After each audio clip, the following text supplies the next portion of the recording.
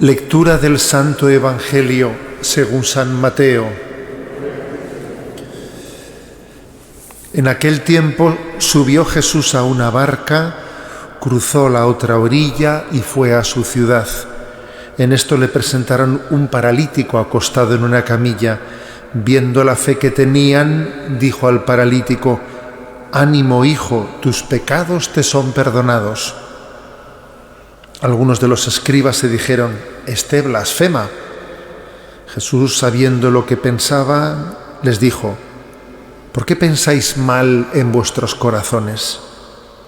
¿Qué es más fácil? ¿Decir tus pecados te son perdonados o decir levántate y echa a andar? Pues para que veáis que el Hijo del Hombre tiene potestad en la tierra para perdonar pecados». Entonces dice al paralítico: «Ponte en pie, coge tu camilla y vete a tu casa». Se puso en pie y se fue a su casa. Al ver esto, la gente quedó sobrecogida y alababa a Dios, que da a los hombres tal potestad. Palabra del Señor. En la liturgia de este jueves de la 13ª semana, en la primera lectura del libro del Génesis, se narra ese episodio tan central en el Antiguo Testamento, y que además nosotros lo vemos ligado al misterio de la redención de Jesucristo, el llamado el sacrificio de Isaac. El momento en el que Dios le pide a Abraham, le pide que tome su hijo, su único hijo, su hijo querido, su hijo del alma, y vaya al monte que él le va a mostrar. Al monte Dios ve, al monte Moriah, y se lo ofrezca en sacrificio. Es un texto que nos conmueve, es un texto que está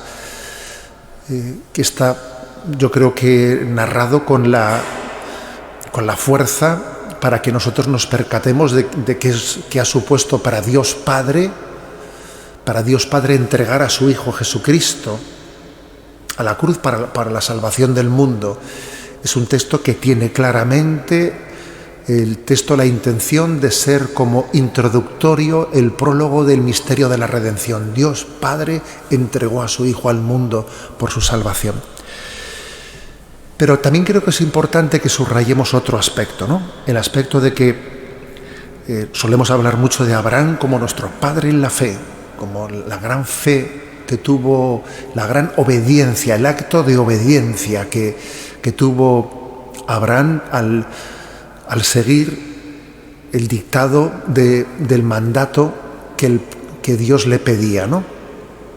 Pero quizás no subrayamos suficientemente la confianza que tenía, porque no se trata de una fe ciega, no se trata de una obediencia ciega, de una obediencia servil, de una obediencia hecha en el temor, obedecer por miedo, obedecer de una manera servil, obedecer No, se trata de una obediencia en la confianza. No entiendo nada, pero confío plenamente. Podríamos quizás, ¿no?, resumir la fe de Abraham. No entiendo, pero confío plenamente en Dios. Hay una expresión impresionante cuando van de camino, padre e hijo, Abraham e Isaac, cuando Isaac le pregunta: ¿dónde está el carnero que vamos a ofrecer?, ¿no? Y la respuesta del padre es: Dios proveerá, yo confío en Dios, Dios provee, Dios tiene un designio de salvación. Por lo tanto, la obediencia es expresión de la confianza. Una obediencia sin confianza, una obediencia, pues, podríamos llamarle temblorosa, temerosa, servil, no es la obediencia que Abraham nos muestra. No es la obediencia que Jesucristo tuvo al Padre. Estamos hablando de una obediencia llena de confianza, sabiendo que el amor de Dios es infinito y que Dios nada nos pide que no sea para nuestro propio bien. Obedecer a Dios en el fondo es aprender a amarse a sí mismo, porque Dios nos ama y nos quiere infinitamente más que lo que nosotros nos amamos y nos queremos a nosotros mismos.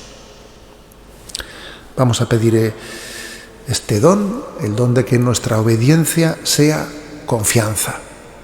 Y además también que nuestra obediencia no sea meramente pasiva, ¿no?, sino que sea también una obediencia proactiva.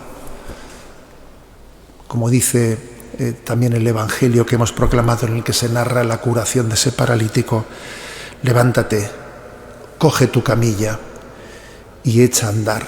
Obedecemos, recibimos el don de Dios, el don de la curación, el don del perdón de Dios, pero nos ponemos en camino. Es una obediencia proactiva, es una obediencia que colabora con Dios.